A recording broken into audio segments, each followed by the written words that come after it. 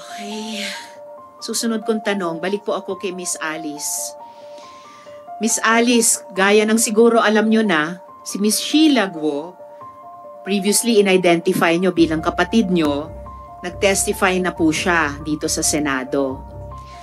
Tinanong ko sa kanya nung hearing kung kilala niya si Mayor Liseldo Calugay. At ang sabi niya, si Mayor Calugay ay kaibigan mo daw.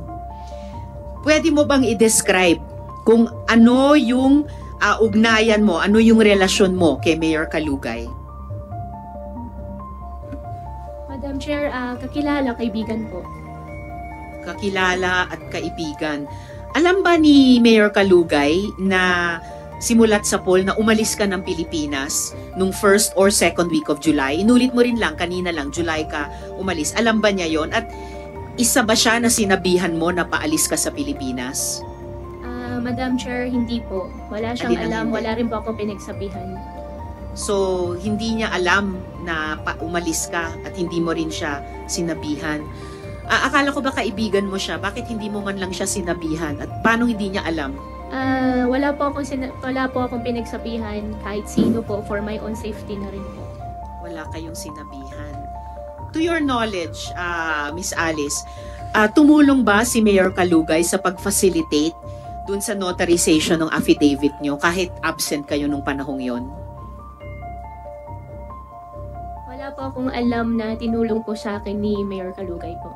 Particular dun sa pagpapanotorya ng affidavit kahit wala ka, tumulong ba si Mayor Calugay dun sa facilitation na iyon? You are under oath, Miss Alice. Opo, I'm under oath. About po dun sa question nyo po, I invoke my right po. At tungkol naman po dun kay Mayor Calugay po, wala po siyang tinulong po sa akin. Ano yung ini-invoke nyo ng right? Alin? About po dun sa notary po. Ini-invoke nyo yung right against self-incrimination dun sa tanong na kung nag-facilitate si Mayor Calugay sa notarization? Hindi po. I invoke my right against self-incrimination po about po dun sa notary po dahil po may kaso na po final po sa DOJ. Pero yung about naman po kung may alam po si Mayor Dong, wala po siyang matagal ko na po hindi siya nakakausap actually. Matagal? Kailan kayo huling nag-usap? Matagal na po. Ganong katagal? SP Pro Tem? Yeah. Madam Chair, kung naalala nyo nung huling hearing, Madam Alice, di ba tinanong ko sa'yo, meron ka bang karelasyon na politiko, congressman? Di ba tinanong ko sa'yo, may karelasyon ka ba? Wala po. Senador? Wala po. Mayor? Wala po. Sigurado ka? Di ba Sigurado tanong ko po. sa'yo, meron ka bang relasyon na mayor sa Norte? Wala po. Ha? Wala po. Specifically, ngayon, actually hindi ko naman binanggit yung pangalan ng bayan at ang pangalan ng mayor nung last hearing mo rito. Pero ngayon, it's an open secret already na ang mayor ng Sual, na si Mayor Dong Calugay, ang Sual, hindi San Juan, ang karelasyon mo. At Hindi po yung totoo, Sen. Hindi, sandali lang. Patapusin mo muna ako. At itong mayor na ito ay kasosyo mo. Nagpapatakbo ng pogo mo sa Bamban. Clarify ko lang po, Sen. Wala po akong pogo at hindi rin po ako nagra-run po ng pogo. Well, whatever. Kailan kayo nagkakilala ni Mayor Calugay? Hindi ko na po rin po maalala. Talaga? Opo. Kailan kayo nagkarelasyon? Wala po kami relasyon. Oh, talaga how do you describe your relationship with Mayor Calugay? Kaibigan po. Higit sa pagkakaibigan? Kaibigan po. Ibigan? Kaibigan, friend. Okay, tinulungan ka ba ni Mayor o yung mga tao ni Mayor upang magtago para di agad mahanap ng mga otoridad? Wala po, hindi po. Ganon? Ito, meron akong picture, no, kung pakita sa'yo. Ito si Mayor Kalugay. Correct? Ito ikaw to, diba? Hindi ko po masyado makita po. Bibigay ko siya mamaya. Opo. Kailan ang birthday ni Mayor? Birthday po ni Mayor. Kalugay, boyfriend mo? Hindi ko po siya Oy, boyfriend. kailan ang birthday niya? Hindi ko po alam kailan birthday niya. Oh.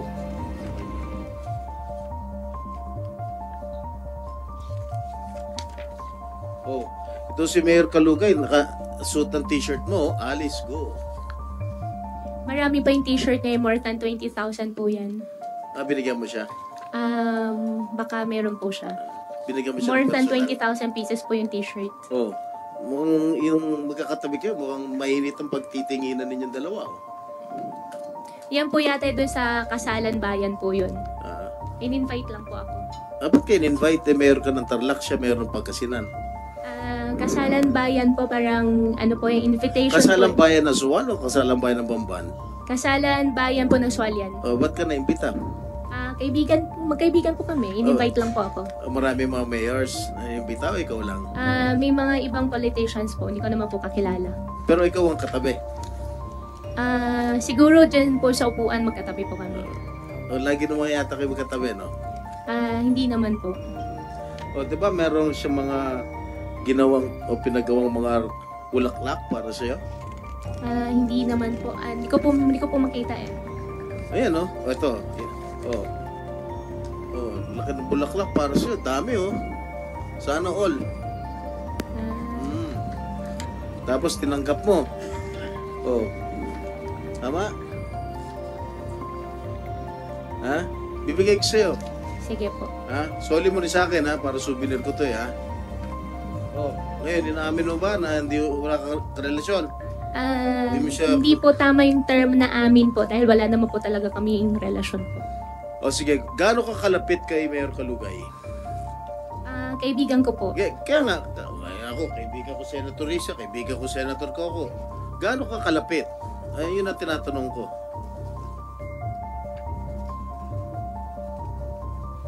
Based on the picture at hand. Hindi, gaano ka kalapit? Kakilala po, kaibigan po. Ika nga, marami naman tayong kakaibigan dito.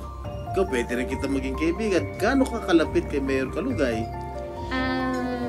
Hindi ko po alam paano po kayo mag-gauge po na kung ano kalapit. Hindi, nagsasabihan ba kayo na sikreto? Hindi naman po. How far is your relationship? Magkaibigan po kami. Magkaibigan lang. So, Opo. yung parang normal na kaibigan. Opo, magkaibigan po. Sige. Mamaya, babalikan ka to dahil hindi pa tapos si Madam Chair, eh. Opo.